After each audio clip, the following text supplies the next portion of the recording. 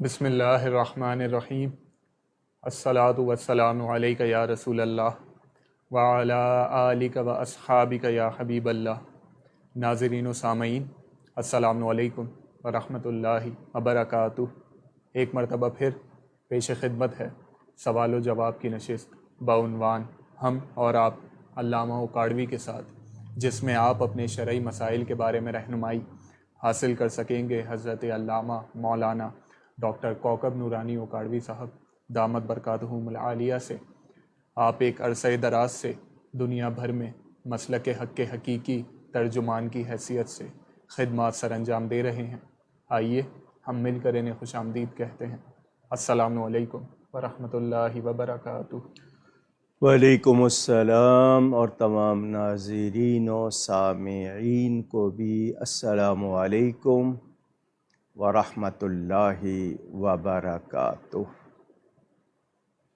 آپ لوگ اپنے سوالات کامنٹ سیکشن کے ذریعے بھیج سکتے ہیں۔ اگر آپ کی آئی ڈی اپنے اصل نام کے ساتھ نہیں تو آپ سوال کے ابتدا میں اپنا نام اور اپنے شہر کا نام لکھ کر بھیج دیجیے، انشاءاللہ سوال شامل کر لیا جائے گا۔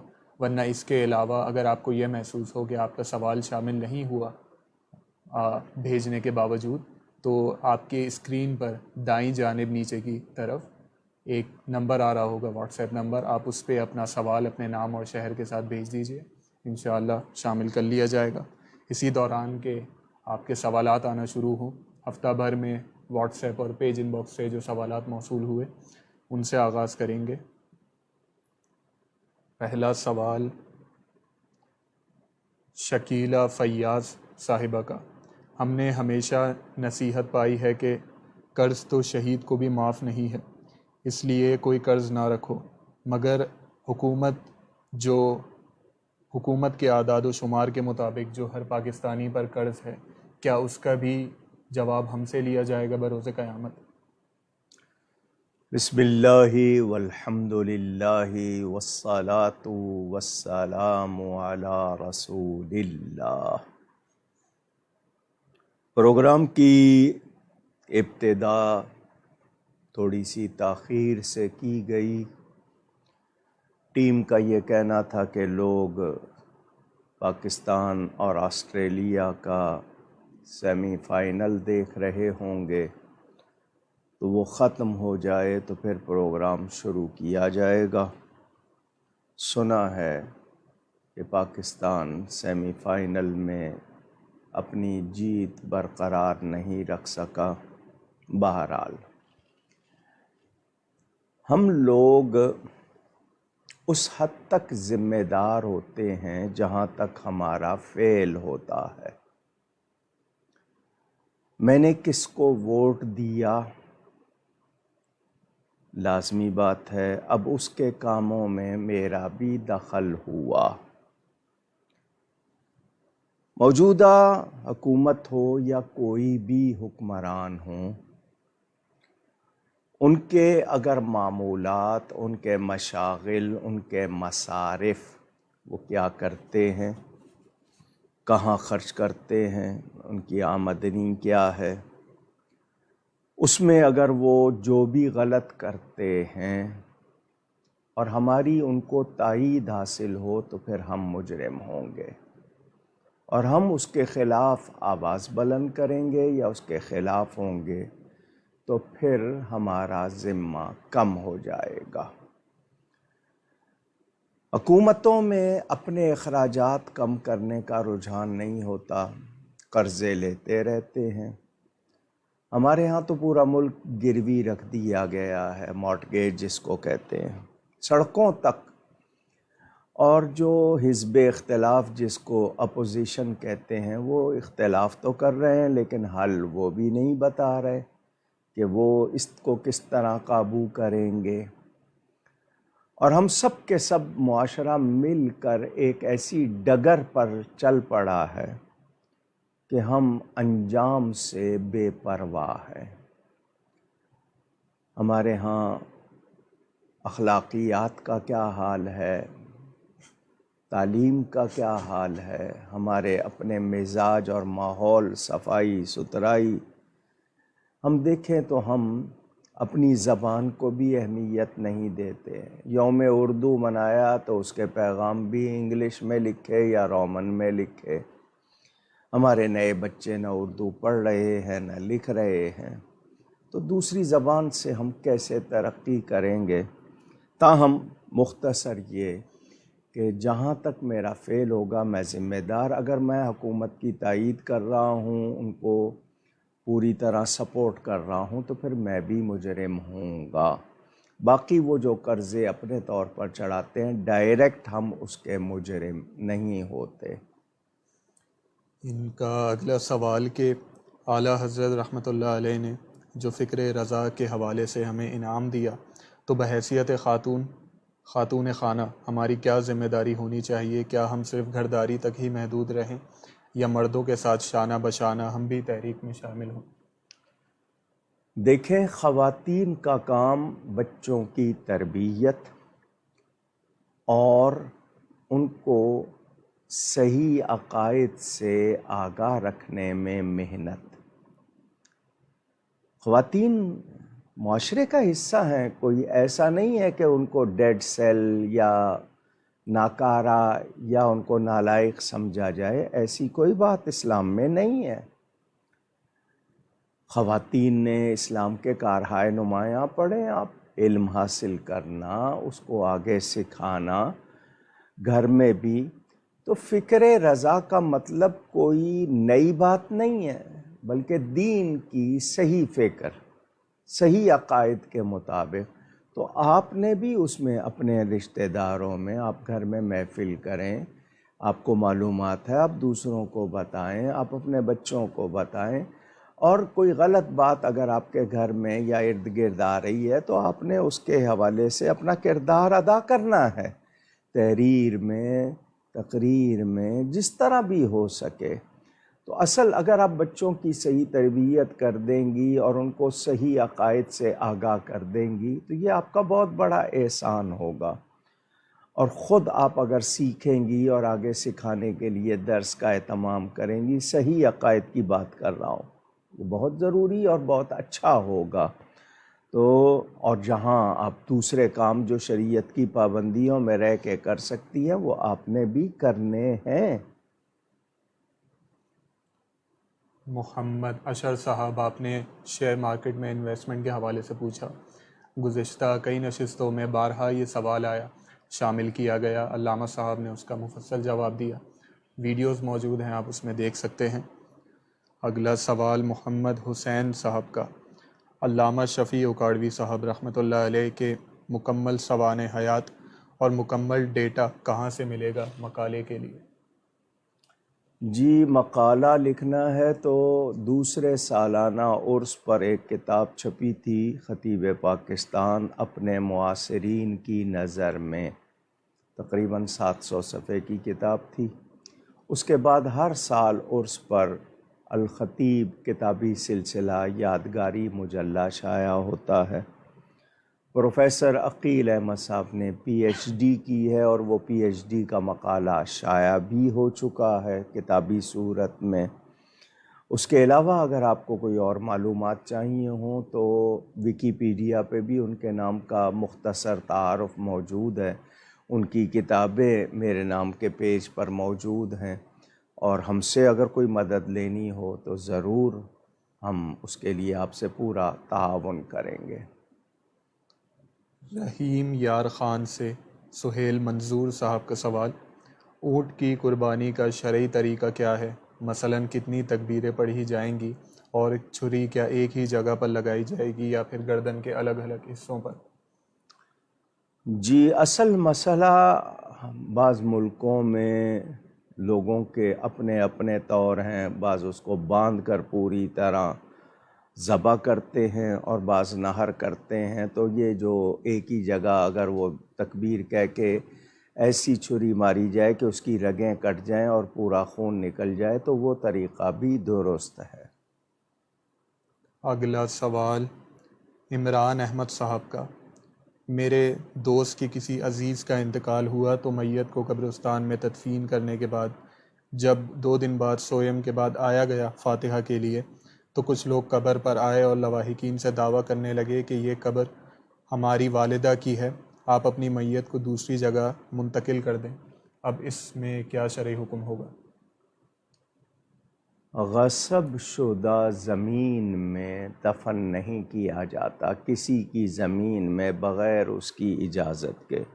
اب قبرستان میں گورکن نے اگر ایسا کیا ہے اور وہ قبر جو پہلی تھی وہ سلامت تھی، اس میں جسم بھی محفوظ تھا، جس کو انٹیکٹ ہونا شاید انگلش میں کہتے ہیں، تو پھر تو ظلم ہوا ہے۔ اور اگر یہ کہ پہلی قبر خالی تھی اور اس میں کچھ بھی اس کے آثار نہیں تھے اور گورکن نے کیا ہے، تو اب آپ اللہ کے سپرد کر دیں۔ اور اگر یقینی طور پر پہلی قبر محفوظ ہے اور اس کے اوپر قبر بنا دی گئی ہے تو پھر آپ منتقل کر لیں۔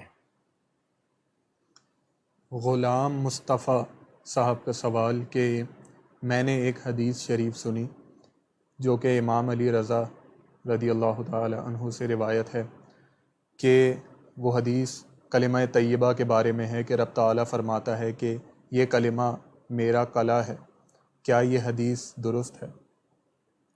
جی، آپ نے جو مضمون بیان کیا ہے اس حوالے سے تو مجھے روایت یاد پڑتی ہے، اصل الفاظ آپ نے نہیں بتائے۔ بہرحال تو احادیث میں مختلف مضامین اس طرح کے ملتے ہیں، یعنی یہ کہ جو کلمہ پڑھ لیتا ہے وہ اللہ کی حفاظت میں آ جاتا ہے، معنی یہ ہوگا۔ تو اس معنی میں اگر کوئی روایت ہے تو وہ غلط نہیں ہوگی۔ کاشف صاحب کا سوال کہ لڑکی کے گھر والے اگر بولیں کہ ہمیں ڈیورس چاہیے تو لڑکی کی گواہی کے بغیر ڈیورس ہو جائے گی؟ ڈیورس، طلاق، لوگوں نے آج کل کھیل بنا لیا ہے۔ اس پر کوئی سخت سزا رکھنی چاہیے کہ ناحق طلاق نہ دی جائے، اور جو ناحق طلاق دے اس کے اوپر کوئی ایسی ہو تاکہ دوسرے لوگ اس کو کھیل نہ بنائیں۔ لڑکی نہیں چاہتی، اس کے گھر والے چاہتے ہیں، تو کیوں چاہتے ہیں؟ وجہ کیا ہے؟ میں وجہ جانے بغیر جواب نہیں دے سکتا۔ لڑکی بس رہی ہے تو اس کو بسنے دیں، اگر آپ کا کوئی اختلاف ہو گیا ہے تو اس کا گھر کیوں خراب کرتے ہیں آپ؟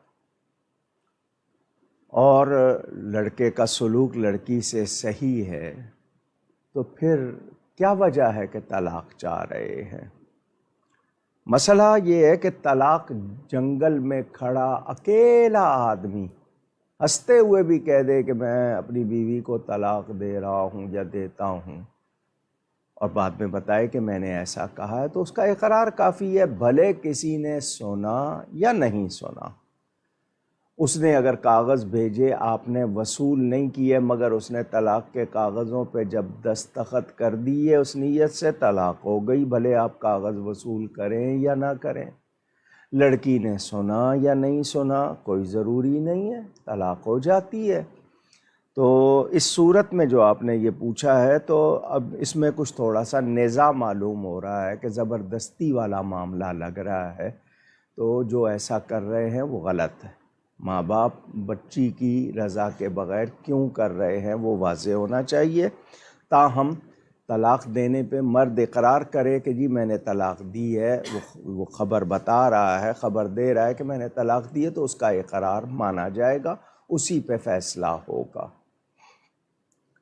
مراد آباد انڈیا سے محمد ارمان صاحب کا سوال کہ میرا گاؤں شہر سے 5 کلومیٹر کے فاصلے پر ہے، تو کیا گاؤں میں جو لوگ نماز ادا کریں گے وہ 2 فرض کی ادائیگی کے بعد کیا احتیاطاً 4 فرض بھی ادا کریں گے؟ جمعے کا مسئلہ ہے۔ جی، اس حوالے سے کئی مرتبہ یہ بات کی گئی ہے۔ پہلے جو دیہات ہوتے تھے، گاؤں، ویلیج، قصبہ، اس میں نہ تو ڈاک خانہ ہوتا تھا، نہ بجلی ہوتی تھی، نہ ہی وہ سہولتیں جو آج میسر ہیں۔ اب اس طرح کے گاؤں بہت کم رہ گئے ہوں گے۔ گاؤں میں ایسا گاؤں جس میں اس طرح کی سہولتیں نہیں ہیں وہاں جمعہ نہیں ہونا چاہیے، لیکن شروع ہو چکا ہے تو اب بند نہیں کریں گے۔ اب سوال یہ ہے کہ اس کی وہاں کی پوری تفصیل واضح ہو جو دیہات کے لیے، گاؤں کے لیے۔ اگر وہی حکم ہے تو پھر اس کے بعد ظہر پڑھی جائے گی، اور اگر وہ نہیں ہے اور جمعہ شروع ہو گیا ہے اور لوگ سارے اتفاق سے اس پہ راضی ہیں اور وہاں سہولتیں موجود ہیں تو پھر وہ جمعہ ہی شمار ہوگا۔ لیکن یہ اس صورت میں کہ پہلے اس دیہات کی تمام تفصیل آئے کہ وہاں کیا کیا سہولتیں اور جمعہ کی جو شرائط ہیں کیا وہ پائی جاتی ہیں۔ اگر ان میں سے زیادہ پائی جا رہی ہیں تو پھر وہ جمعہ ہی ہوگا۔ عنایہ فاطمہ صاحبہ کا سوال کہ گالی دینا گناہ ہے یا نہیں، اس بارے میں کیا شرعی حکم ہے؟ ثواب کا کام تو خیر نہیں ہے۔ رہی بات یہ کہ ناحق کسی کے لیے آپ بد زبانی کریں، برے لفظ کہیں، تو یہ اچھی بات نہیں ہے۔ خاص طور پر ایک طرف تو دنیا کہتی ہے کہ جی خواتین کی عزت کرو، اور جتنی گالیاں بنائی ہوئی ہیں زیادہ تر وہ بھی ماں بہن کے نام کی بنائی ہوئی ہے آپ لوگوں نے، تو کیا عزت کر رہے ہیں اپنی ماں بہن کی آپ؟ تو گالی دینا بری بات ہے۔ گالی کے مختلف طریقے ہوتے ہیں، لیکن جو گندی گالیاں ہیں ان کے لیے تو کوئی گنجائش ہی نہیں ہے۔ کسی کو آپ یہ کہہ دیں کہ تیرا برا ہو، تجھے ایسا ہو، یہ بھی حالانکہ گالی کے الفاظ ہوتے ہیں لیکن ان میں وہ گندگی نہیں ہے۔ یعنی کسی کے لیے آپ برا چاہ رہے ہیں، اس کو برا کہہ رہے ہیں، غصے میں نالائق کہہ دیا، کسی کو خبیث کہہ دیا، کسی کو بے وقوف کہہ دیا، کچھ اس طرح کے لفظ آپ کہتے ہیں، لیکن جو گندی گالیاں ہیں ان میں تو کوئی گنجائش نہیں، نہ وہ کہنی چاہیے نہ زبان پہ آنی چاہیے۔ تو گالی دینا بری بات ہے، مسلمان کو گلیئر نہیں ہونا چاہیے، گالی دینے والا نہیں ہونا چاہیے۔ سعودی عرب سے محمد ریحان صاحب کا سوال کہ نماز کے آخر میں جب سلام پھیرا جاتا ہے تو اس میں کیا نیت ہونی چاہیے، صرف فرشتوں کو یا اور دائیں تمام؟ طرف کے نمازیوں کو، بائیں طرف کے نمازیوں کو بھی ہوتا ہے، فرشتوں کو بھی، اور دائیں بائیں سلام میں دونوں طرف کے نمازیوں کو بھی ارادہ ہوتا ہے۔ اور صالحین کا بھی انہوں نے پوچھا کیا ان کی بھی نیت کی جائے گی کن کی؟ سلام پھیرتے وقت؟ فرشتوں کے ساتھ ساتھ صالحین جو گزرے ہیں امت کے۔ صالحین امت کا تو نہیں ہے ذکر، فرشتوں کا ہے، اور دائیں طرف دائیں نمازیوں کا، بائیں طرف بائیں نمازیوں کا۔ لیکن یہ کہ تصور میں ہے کہ تمام اہل ایمان کو سلام ہو تو وہ تصور ہوگا، لیکن ان کا حکم نہیں ہے، کیونکہ ہم شروع میں نماز کے اندر بھیج چکے ہیں نا، السلام علینا وعلی عباد اللہ الصالحین، اس میں صحابہ سے لے کر سب شامل۔ واہ کینٹ سے سید شہباز بخاری صاحب کا سوال کہ مندرجہ ذیل جملہ کہنے سے کیا توبہ لازم آئے گی؟ یا رسول اللہ صلی اللہ علیہ وسلم، فنا اتنا ہو جاؤں تیری ذات عالی میں کہ مجھ کو جو دیکھ لے اسے تیرا دیدار ہو جائے۔ یعنی میں ایسا بن جاؤں کہ مجھ میں حضور صلی اللہ علیہ وآلہ وسلم کی جھلک آئے، کردار کے لحاظ سے، اخلاق کے لحاظ سے، ظاہر کے لحاظ سے، اس حد تک تو درست ہے۔ اور فنائیت جس کو اس نے شاعر نے کہا ہے نا، وہ یہی ہے کہ ایسا فنا ہو جاؤں کہ حضور کا غلام لگوں پوری طرح۔ تو اصل معنی یہ ہے، تو یعنی دیدار سے مراد یہ کہ ان کی جھلک آ جائے، پوری طرح تو ان کے حوالے سے درست نہیں ہوگا۔ اتنی اگر نیت ہے کہ جی اس کو جھلک آپ کے جلوے نظر آئیں میرے کردار سے، اس کو آپ کا لگے کہ جی ان کا غلام ہے، اس حد تک بات درست ہے۔ بنارس انڈیا سے حافظ ناظم اختر صاحب کا سوال، سری نماز میں کتنی آواز ہونی چاہیے؟ اگر صرف ہونٹ ہلیں تو کیا نماز ہو جائے گی؟ جی ہونٹ ہلنے سے ہو جائے گی، ہلکی سی جو سانس کی آواز ہوتی ہے نا وہ کان کو محسوس ہوتی ہے۔ آپ بالکل اکیلے ہیں تو آپ آواز کے ساتھ پڑھ سکتے ہیں، اتنی آواز کہ اگر کوئی دائیں بائیں آ جائے اور سن سکے اس میں بھی حرج نہیں ہے، لیکن وہ اکیلے ہوں تو۔ باقی اس طرح کے دوسرے نمازی کے لیے وہ آپ کی آواز مسئلہ بنے وہ نہ ہو، سانس کی آواز جس کو ہم کہتے ہیں، جس کو وسپر، سرگوشی کے انداز میں، لیکن ہونٹ ہلنا ضروری ہے۔ ذیشان قریشی صاحب کا سوال: مٹی کے برتن میں کھانا کیا سنت ہے اور اس کے تارک پر کیا حکم شرع ہوگا؟ سوال آیا ہے تو میں آپ کو سے عرض کروں کہ ہم لوگ سہولتوں کو ضرورت بنا رہے ہیں۔ میرا جملہ پھر سن لیجئے، سہولتیں، آسانی، اس کو ہم اپنی ضرورت بنا رہے ہیں، یعنی جو ایزی چیزیں ہیں ان کو ہم اپنی نیڈ بناتے جا رہے ہیں۔ پلاسٹک کے جتنے بھی کراکری ہے، جتنی بھی اس پہ بھلے پالش ہوئی ہوئی ہو، پلاسٹک ہے۔ اسی طرح ایلومینیم، جس کو المونیم لوگ کہتے ہیں یا سلور کہتے ہیں، یا غلط دھات کی بنی ہوئی، اور مائکرو ویو اوون ہے آپ کا، یہ سب بیماری پھیلانے میں بہت زیادہ کردار ادا کرتے ہیں۔ یہ برتن میں آپ سے بہت واضح طور پر کہہ رہا ہوں، اور یہ ڈاکٹروں نے بھی، ان کا بھی یہی خلاصہ ہے کہ ان سے تیزی سے کینسر پھیلتا ہے، بیماریاں پھیلتی ہیں۔ پہلے دیگیں ہوتی تھیں، اب ان کی جگہ بھی لوگ سلور کے بڑے بڑے پتیلے رکھنے لگ گئے ہیں، اور یہ بہت بری بات ہے، اچھی بات نہیں ہے، کیونکہ ان سے جو آپ کا کیمیکل وغیرہ نکلتا ہے وہ کھانے میں شامل ہوتا ہے، اور وہ آپ کے معدے پہ نہیں، پورے جسم پر اثر انداز ہوتا ہے۔ تو مٹی کے برتن ہی ہوا کرتے تھے، یا چینی کے ہوتے تھے، آج کل کانچ کے آپ کہتے ہیں، کانچ کے برتن ہو گئے، وہ تام چینی کہلاتی تھی، پھر اس کے بعد چینی کے مٹی سے ہی بنتے ہیں وہ بھی، یہ کانچ والے بھی سارے مٹی سے ہی بنتے ہیں۔ تو وہ برتن پھر بہتر ہوتے ہیں کہ ان میں کوئی ایسا کیمیکل نہیں ہے جو آپ کے جسم کے لیے مضر ہو، ہارمفل ہو آپ کی باڈی کے لیے۔ تو کوشش کریں کہ غلط چیزوں سے بچیں۔ اب مائکرو ویو اوون ہے، جلدی گرم ہو جائے گا، لیکن یہ کہ زہر اتار رہے ہیں آپ اپنے اندر۔ اب جتنی سہولتیں چاہ رہے ہیں، اب چیزیں آپ بنا کے 2 ہفتے کے لیے اس میں فریزر میں رکھ دیتے ہیں، سموسے ہیں، یہ ہے، گوشت ہے، تو اس میں آپ کے لیے پھر قوت نہیں رہتی ہے، بلکہ بیماریاں آتی ہیں۔ تو ہم سہولت کر رہے ہیں، کبھی کو مجبوری ہے، راشن نہیں ملے گا، آپ نے اسٹاک کر لیا ہے، لیکن یہ کہ کوشش کیجئے، بہرحال جو سادگی میں مزہ ہے، اور اس میں جو صحت ہے۔ اب ہنڈیا ہوتی تھی مٹی کی، یا آپ کے پیتل کے برتن ہوتے تھے، کلی کرائی جاتی تھی، ان کو کلئی کرانے سے ان میں آپ کے لیے صحت کا انتظام تھا۔ اب آپ نے ان چیزوں کو چھوڑ دیا ہے، نتیجے میں دیکھ لیں، جہاں بچائے آپ نے کچھ وقت بچایا، اس کی جگہ آپ کتنی بیماریاں لے کے دوائیں کھانی پڑ رہی ہیں آپ کو۔ تو کوشش کیجئے کہ ہم لوگ، یعنی اس کو بیکورڈ ہونا نہیں کہیں گے، بلکہ اس کو صحت کی حفاظت کے لیے ضروری سمجھیں گے۔ رخسانہ صاحبہ کے سوالات: مگر مٹی کے بھی ایسے برتن نہیں ہو جن پہ کوئی ایسی کوٹنگ ہوئی ہوئی ہو جو غلط ہوتی ہے، وہ نہیں، وہ جو خالص پکے ہوئے ہوتے ہیں نا بھٹی کے، وہی کافی، ان پہ بھی رنگ کر دیتے ہیں تو پھر اس میں بھی وہ بات نہیں رہتی۔ جی، رخسانہ صاحبہ کے سوالات: ان کا پہلا سوال کہ اگر مکہ سے احرام باندھنے کے لیے مسجد عائشہ سلام اللہ تعالی علیہا جاتے ہوئے ہوٹل سے وضو کر کے جائیں اور احرام باندھ کر نفل پڑھ لیں، وہاں سے وضو نہ کریں تو کیا یہ درست ہوگا؟ آپ کا وضو برقرار ہے تو بالکل درست ہے۔ بہت سے لوگ گھر سے وضو کر کے جاتے ہیں، ہوائی جہاز میں احرام پہنتے ہیں۔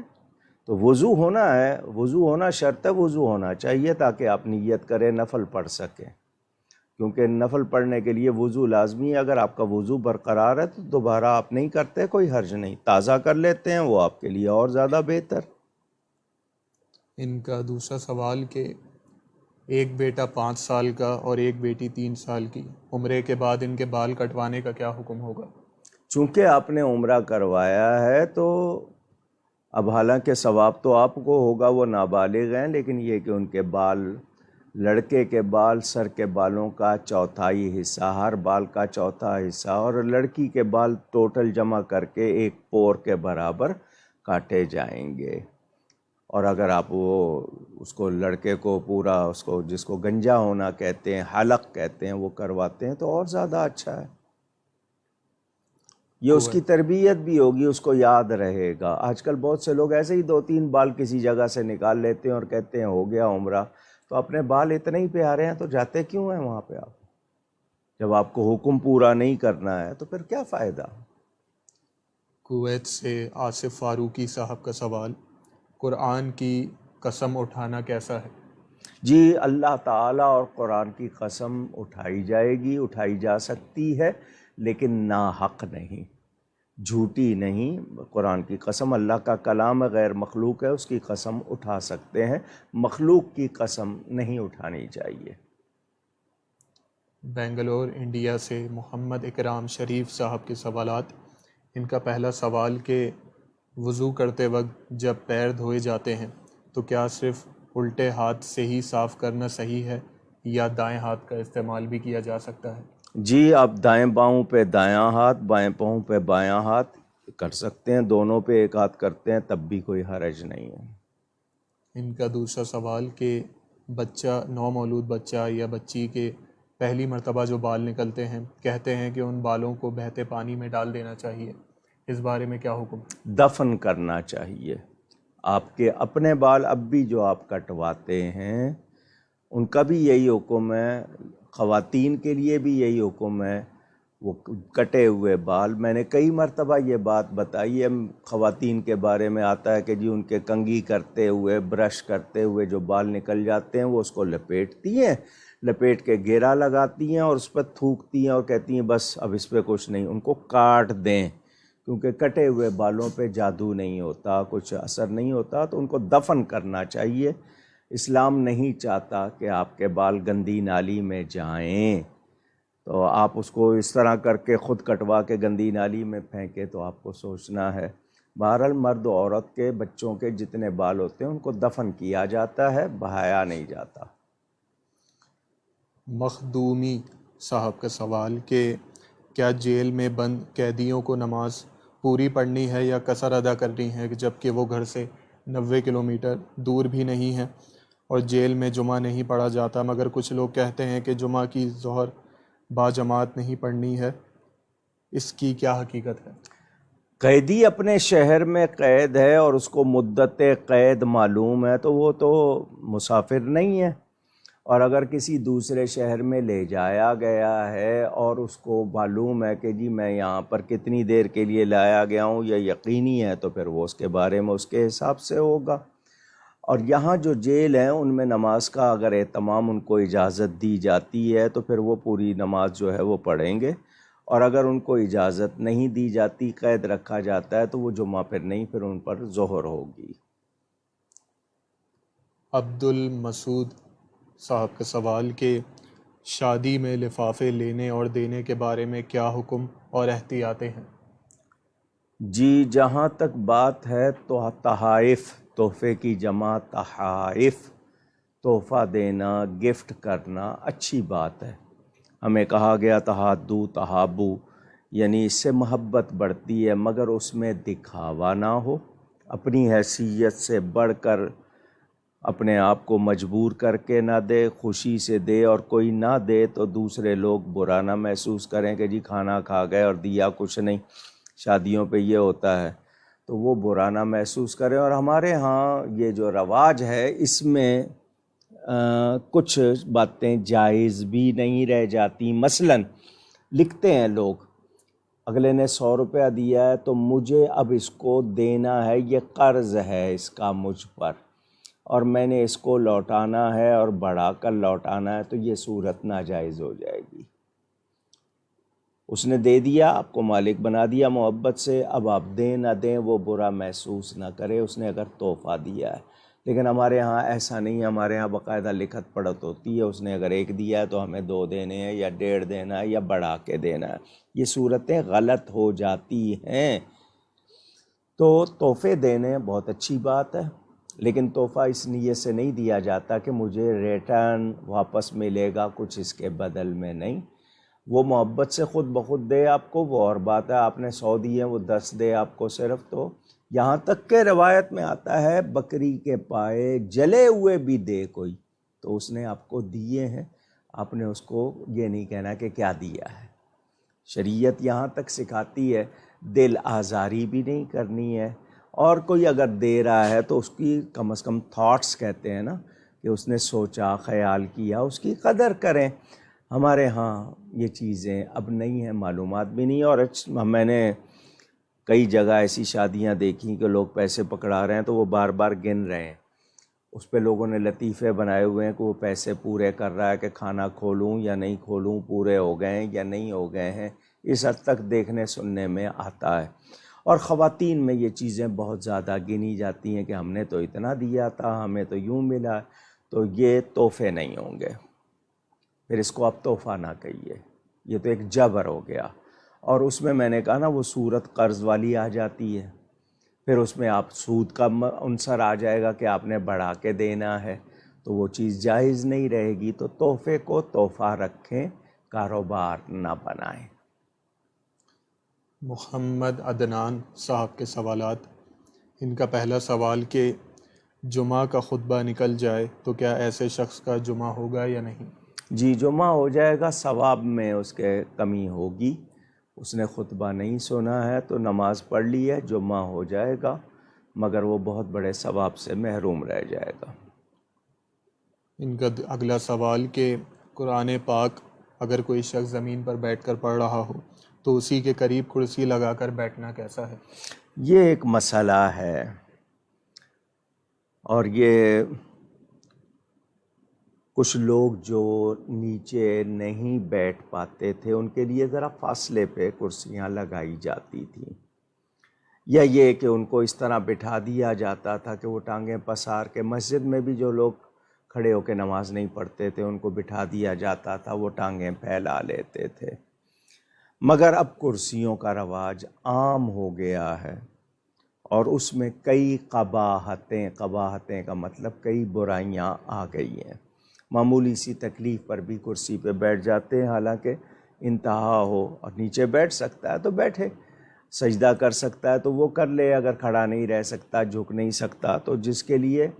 تاہم اب اس میں یہ ہے کہ عرف، دیکھیں میں کھڑا ہوں تب بھی میرے کولے جو ہیں، ہپس ہیں، وہ اوپر ہیں، بیٹھا ہوں تب بھی اوپر ہیں، لیکن عرف میں اس کو جو کرسی پہ بیٹھا ہے اس کو عرف میں اور سمجھا جاتا ہے، کھڑے ہوئے کو اور سمجھا جاتا ہے، تو تقویٰ میں تو گنجائش نہیں ہے۔ اب خاص طور پر حرم شریف ہے، مدینہ منورہ، مکہ مکرمہ، وہاں پر مجبور ہیں آپ، لیکن اپنے علاقوں میں اس چیز کو رواج نہ دیں۔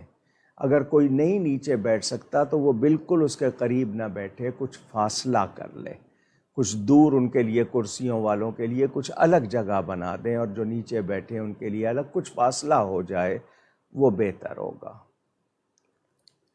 ان کا اگلا سوال کہ کیا ہماری ہر خواہش نفس کی غلامی ہے؟ بری خواہشات کو منانے کی مطلب یہ ہے کہ بری خواہشات کو جگہ نہیں دی گئی ہے کہ جی ان کے لیے کہا جائے کہ ان میں کچھ آپ کریں اور مزے کریں۔ تہذیب، خواہشات کی تہذیب کریں کہ کون سی صحیح ہے کون سی نہیں۔ تو یہ جو خواہشات نفس ہیں ان کی تہذیب کرنا ہی تو کمال ہے، خواہشات تو آئیں گی، تو جو بری ہیں ان کے لیے گنجائش نہ نکالیے، ان کو کسی طرح راہ نہ دیجیے۔ تو جو جائز خواہشات ہیں، میرا جی چاہ رہا ہے کہ میں نیکی کروں، میں مدینہ جاؤں، میں بغداد جاؤں، میں لوگوں کی مدد کروں، تو ان خواہشات میں تو یعنی نیکی کے کام سوچ رہے ہیں۔ تو بری خواہشات، کیونکہ نفس یہ بھی تو چاہتا ہے، آپ کا نفس مطمئنہ ہے کہ میں اللہ کی رضا پاؤں، میں رسول اللہ صلی اللہ علیہ وسلم کی رضا پاؤں، تو وہ بھی تو نفس ہے۔ نفس کی 3 حالتیں ہیں، امارہ ہے، لوامہ ہے، مطمئنہ ہے۔ تو خواہش پر توجہ کیجئے کہ غلط خواہشات کے لیے گنجائش نہ نکالیے۔ ان کا اگلا سوال کہ اگر کوئی اپنے پاس نقش نال پاک رکھے تو اس کو کیا برکات اور فائدے ملیں گے؟ یہ پھر ایک مرتبہ بات آئی ربیع الاول شریف میں نے اس پر تھوڑی سی گفتگو کی تھی۔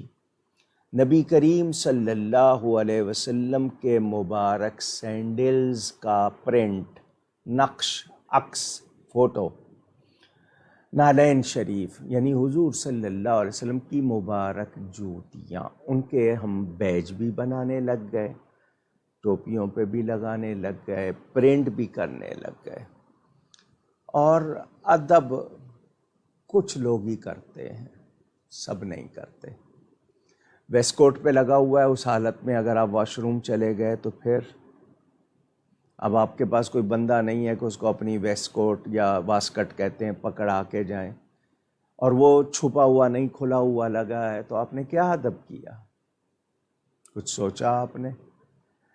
اب نالین شریف کا عکس جو اس کے بارے میں متعدد علماء نے کتابیں لکھی ہیں کہ رات کو آدھی رات کو جب لوگ سو رہے ہیں اٹھے، نوافل پڑھے اور اس نقش کو سر پر رکھے اور دعا کرے، اس کی برکت سے وہ دعا قبول ہو جائے گی انشاءاللہ. ڈیلیوری ہے، عورت کے ہاتھ میں وہ نقش دیا جائے، وہ نقش کو تھامے، اس کے لیے آسانی ہوگی. گھر میں لگائیں، اس کو دیکھیں محبت عقیدت سے، ثواب ہوگا. لیکن بے ادبی اگر کر رہے ہیں آپ کسی طرح بھی، اس میں کوئی رعایت نہیں. اور چھوٹے چھوٹے وہ آپ نے بیج بنا لیے اور اب آپ اس کا ادب نہیں کر رہے. بیچنے والے نے کہاں رکھے ہوئے ہیں؟ آپ نے تھیلی لی ہے، وہ کہاں رکھی ہوئی ہے، اس کا اسٹاک کہاں رکھا ہوا ہے؟ یعنی آپ نے اس کو عام چیز بنا لیا. وہ بہت خاص چیز تھی. ہمارے ہاں یہ ادب چونکہ جا رہا ہے، اسی لیے برکتیں بھی نہیں ہو رہی، ورنہ وہ تو بہت برکت والی چیز ہے کہ میری آنکھیں کم از کم مبارک جوتیاں نہ دیکھ سکی، ان کا عکس دیکھ رہی ہیں، مگر احساس ہو، ادب ہو، وہ ضروری ہے. محمد سلمان صاحب کا سوال کہ بینک کے کسٹمر کیئر ڈپارٹمنٹ کے کال سینٹر میں جاب کرنے کا کیا حکم ہوگا؟ اگر آپ رغبت دے رہے ہیں سود کی تو پھر کوئی گنجائش نہیں ہے. اور اگر صرف یہ کہ جی ڈپازٹ ہو رہا ہے، ساری دنیا کا کاروبار اسی سے وابستہ ہے، اور آپ نے اس میں سود سے آپ بچ رہے ہیں، یا آپ سود کی رقم الگ کر کے بغیر ثواب کی نیت کے کسی کو دے دیتے ہیں، لیکن سود لکھنا، سود کے لیے بلانا، دعوت دینا، سود کے لیے اپیل کرنا، وہ ساری چیزیں جائز نہیں ہیں. عارف احمد صاحب کا سوال کہ عباد نام کا کیا معنی ہے اور اس کو رکھنے کا کیا شرعی حکم ہے؟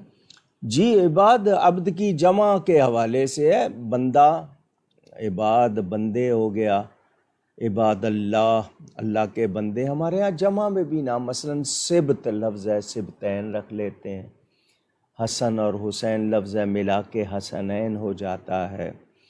تو جمع کے بہت سے لفظ، لڑکیوں کا نام انفال رکھ دیتے ہیں. تو اسی طرح عمل سے اعمال، الف عین نہیں ہے اس میں، امید کو کہتے ہیں عمل، اعمال، یہ نام ہمیں ملتے ہیں، افنان وغیرہ. تو جمع کا لفظ ہے عباد، عباد بندے کو کہتے ہیں. نام رکھنے میں کوئی حرج نہیں. اب عباد کے ساتھ کوئی لفظ لگایا ہوگا، اور اگر صرف اس کو عباد پکار رہے ہیں کوئی حرج نہیں، لیکن آگے کوئی ایسا لفظ نہ ہو جو اس کو غلط بنا دے، کہ کوئی ایسی نسبت نہ کر دیں جو درست نہ ہو. لاہور سے حماد صاحب کے سوالات. ان کا پہلا سوال کہ اولیاء اللہ کے پاس جاتے ہوئے جو کہ یا تو بقید حیات ہوں یا وصال فرما گئے ہوں، تو ان کے پاس جاتے ہوئے خود میں اخلاص کیسے پیدا کریں؟ مجھے اللہ کے پیاروں سے اللہ کے لیے محبت ہونا، یعنی میں کسی اللہ والے سے اس لیے محبت کرتا ہوں کہ یہ اللہ والا ہے اور اللہ کی بارگاہ میں مقرب ہے، قریب ہے، پیارا ہے، محبوب ہے، عزت والا ہے، اللہ کے ہاں پسندیدہ ہے. تو عقیدت کے ساتھ جانا، عقیدت کا بھی وہ درجہ جو جائز ہے، جو جائز نہیں اس درجے تک نہیں جائیں گے. مثلا اس کو سجدہ کرنا، وہ اس کی کوئی گنجائش نہیں ہے، بھلے تعظیم کا ہو، جائز نہیں ہے.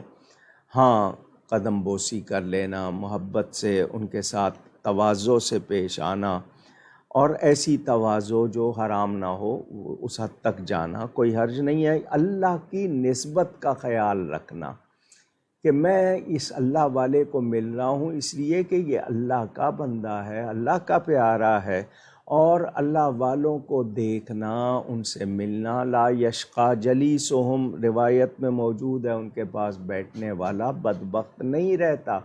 تو عقیدت سے اس طرح جانا، اللہ کی نسبت کا خیال رکھ کے کہ مجھے گناہوں کی توبہ کی توفیق ملے گی، نیکی کا رغبت، اور حضور صلی اللہ علیہ وسلم کا وہ فرمان حل انبئکم بخیارکم، کیا میں تمہیں تمہارے اچھوں کی خبر نہ دوں؟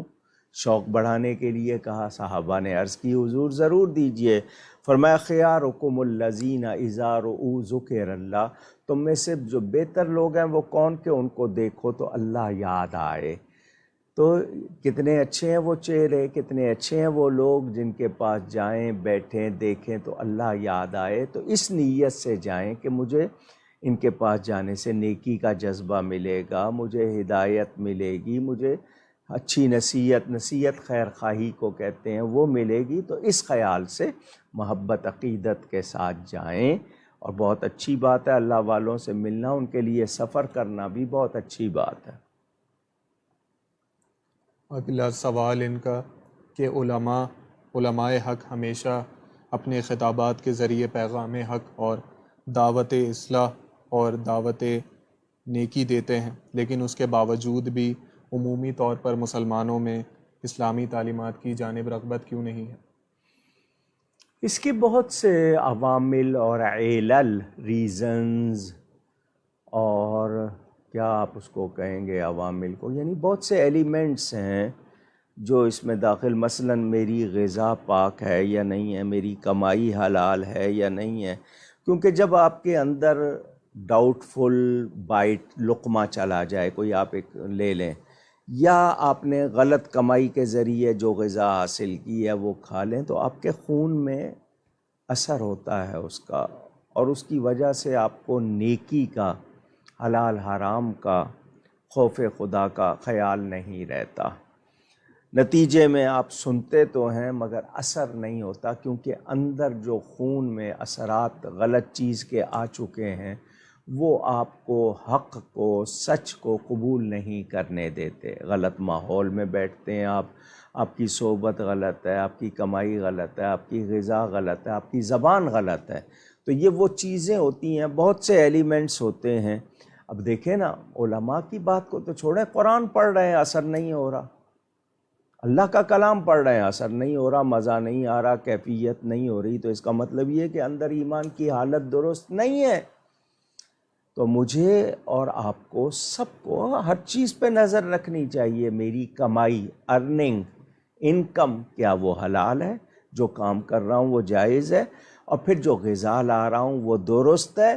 صفائی ستھرائی، پاکیزگی کا خیال میں رکھ رہا ہوں؟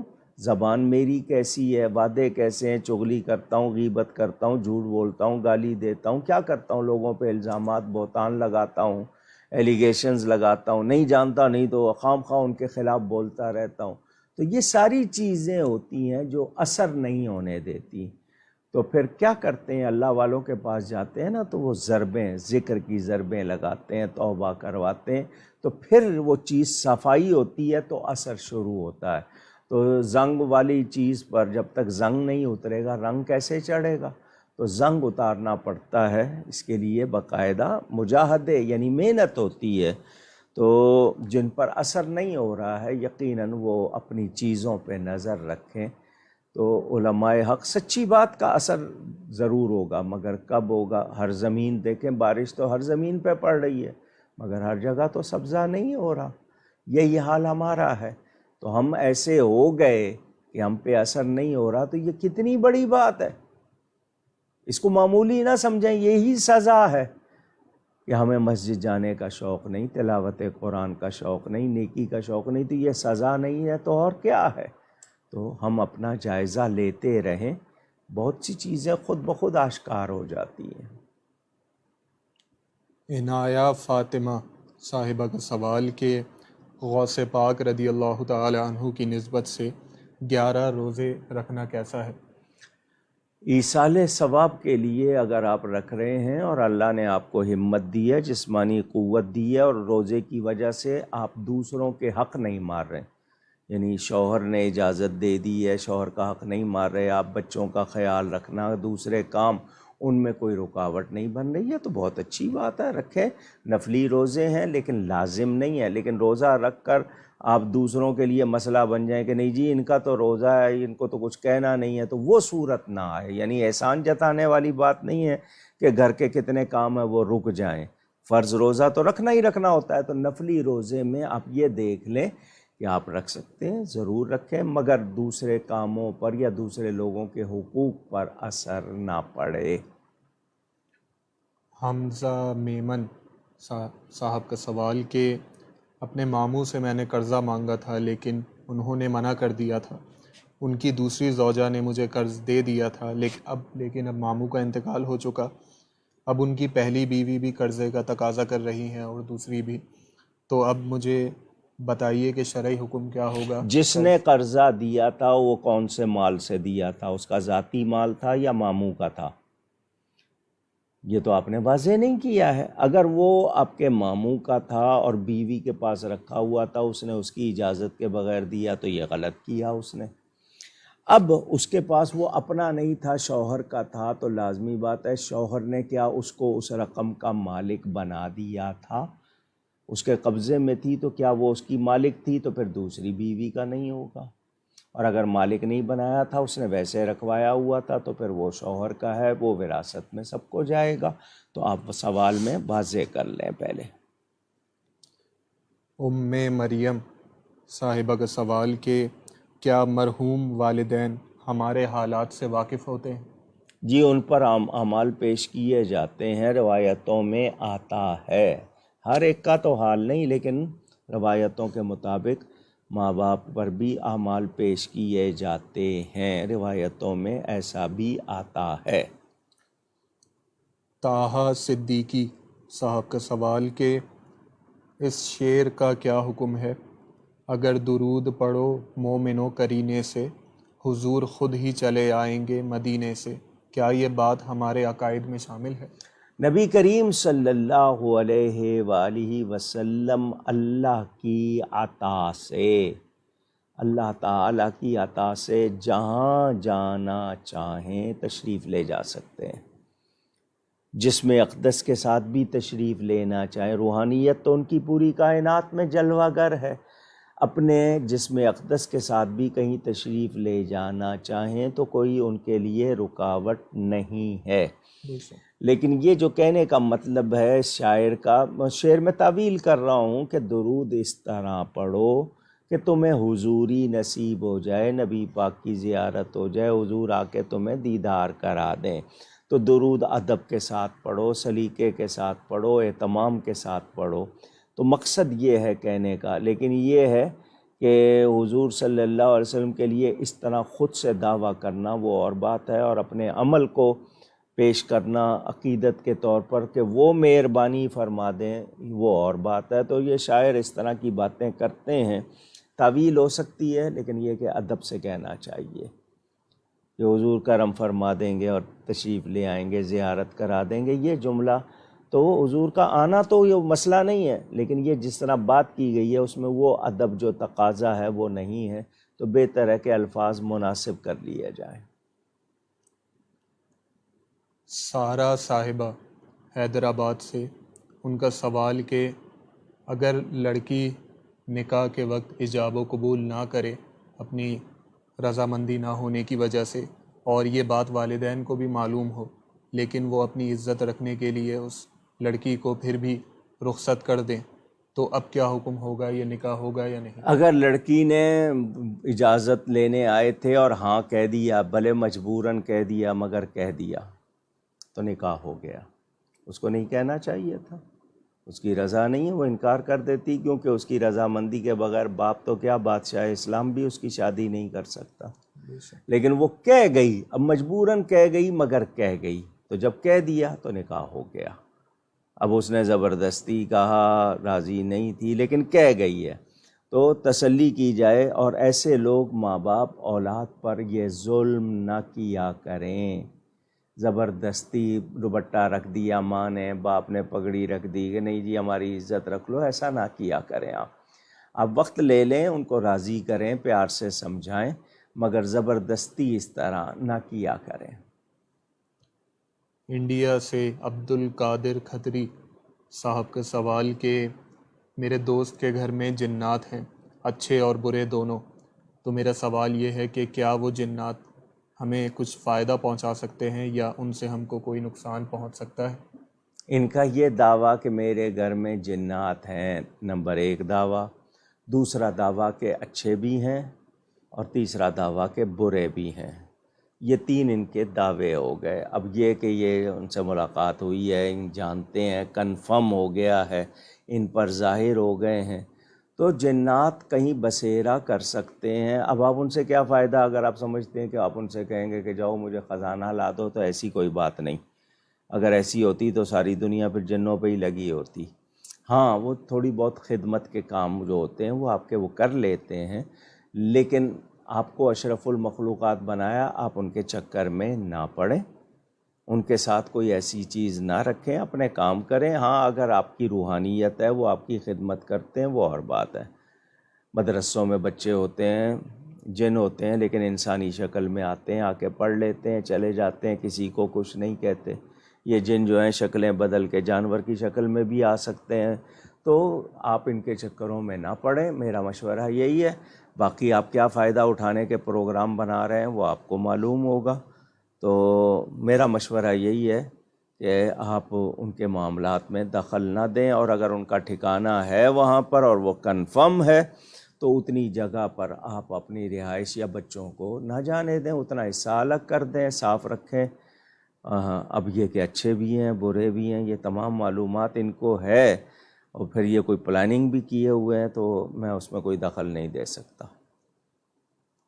ان کا دوسرا سوال کہ میرا کپڑوں کا شو روم ہے، تو اس میں اگر کوئی گاہک کو غلطی سے نقص والا کپڑا چلا گیا تو اب کیا حکم ہوگا؟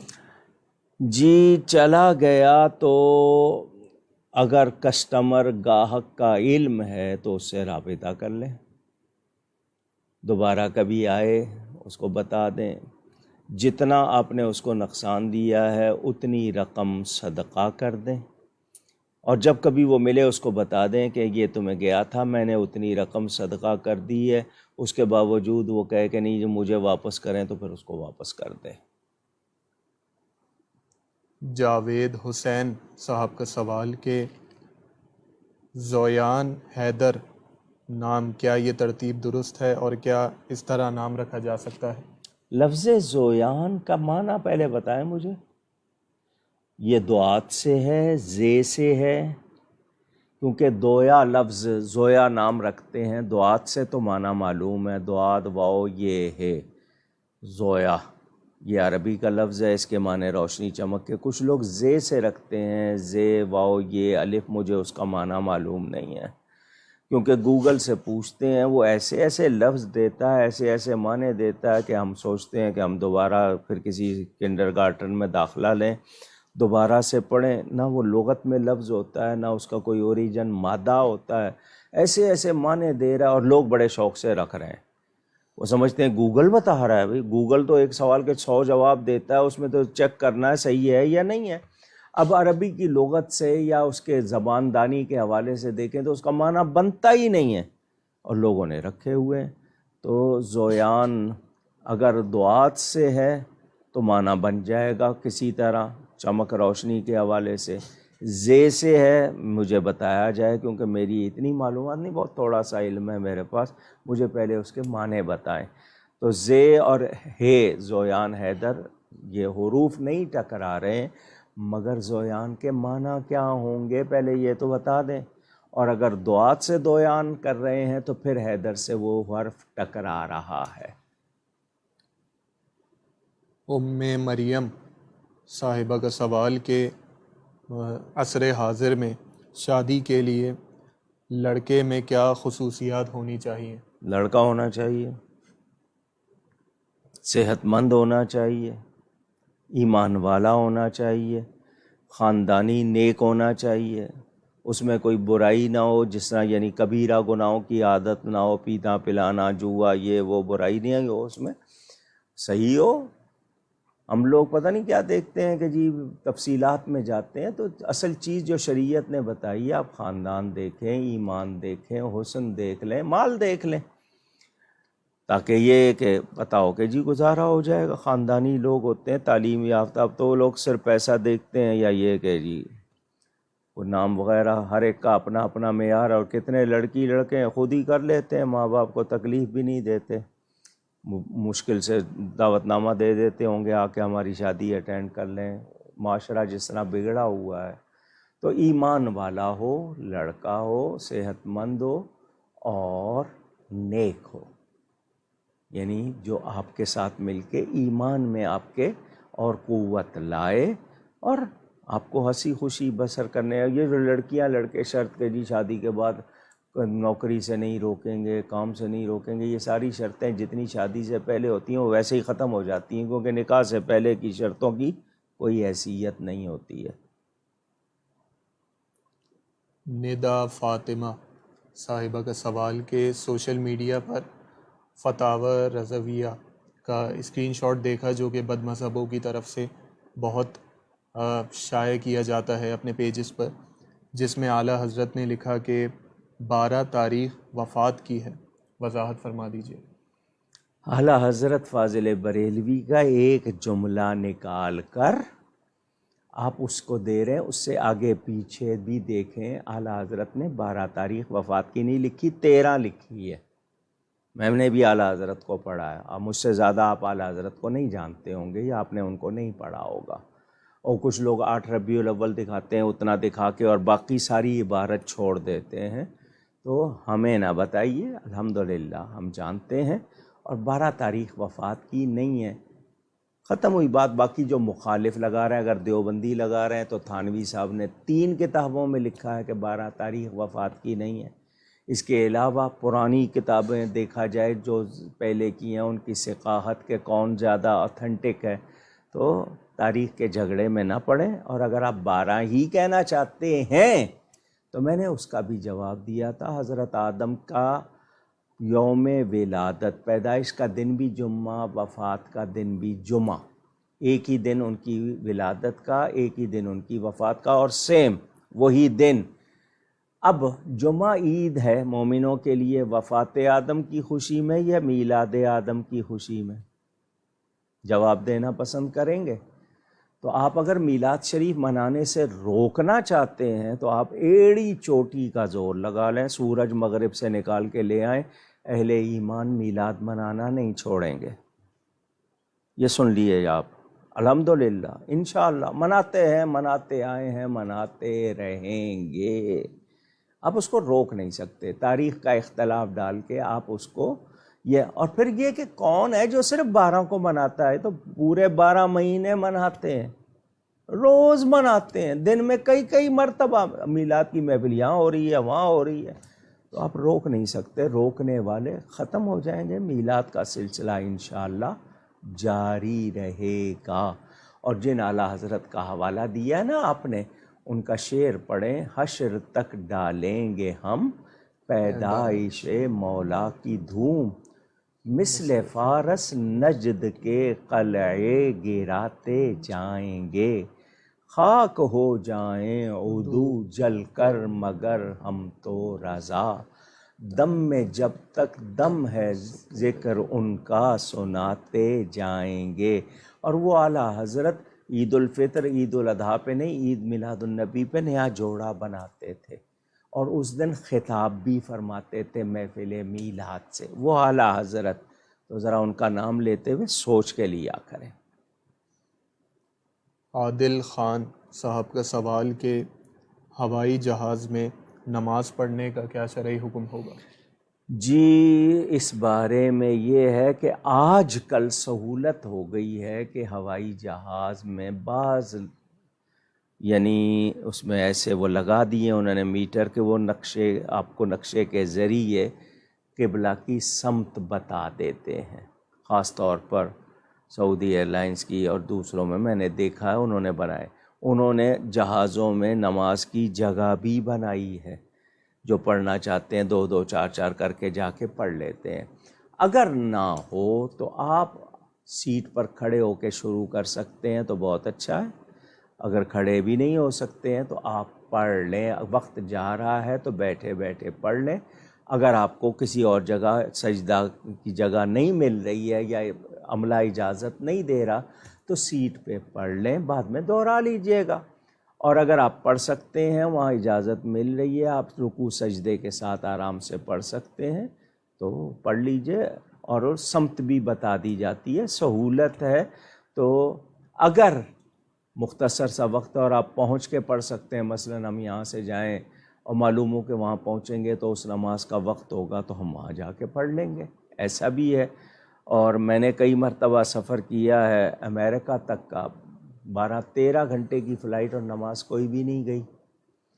دبئی سے ایک مرتبہ صبح 8 بجے چلے تھے، ظہر کے ٹائم ہم پہنچے وہاں نیو یارک، درمیان میں کوئی نماز نہیں گئی۔ ایک مرتبہ رات کو 4 بجے جہاز چلا تھا، 4:30 بجے، اور جب ہم پہنچے تھے وہاں نیو یارک تو وہاں فجر تھی اس وقت، یعنی کوئی نماز نہیں گئی۔ ایسی فلائٹیں بھی ہیں، تو آپ اہتمام کرتے ہیں، خیال رکھتے ہیں، تو میں نے آپ کو بتا دیا۔ اگلا سوال اقرا وسیم صاحبہ کا، کہ میت کے لواحقین کے لیے کیا ضروری ہے کہ وہ آنے والوں کی خاطر تواضع کریں؟ مطلب کہ وہ پہلے ہی اتنے بڑے دکھ سے گزر رہے ہوتے ہیں اور لوگوں کی خاطر تواضع نہ کرنے کی وجہ سے ان کی ناراضگی کا بھی ڈر ہوتا ہے۔ آپ نے اس حوالے سے میری تقریریں نہیں سنی، میں نے اکثر یہ مسئلہ بیان کیا ہے۔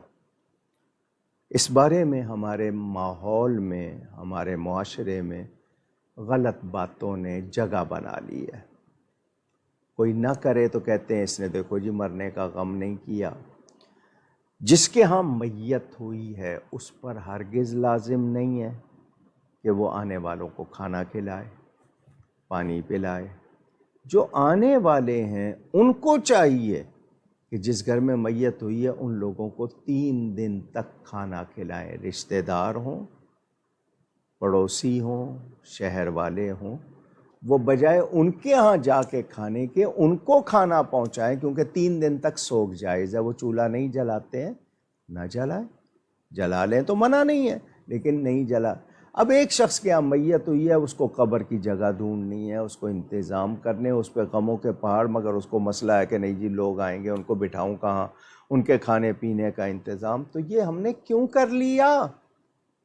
بھئی دوسرے شہر سے آئے ہیں، مسافر ہیں، یا ٹھیک ہے وہاں بیٹھے ہیں، وہ کھانا کھا سکتے ہیں، وہ کھانا حرام نہیں ہے، لیکن حق کن کا ہے؟ وہ ہمارا حق ہے کہ ہم ان کو پہنچائیں، ہم ان سے مانگتے ہیں۔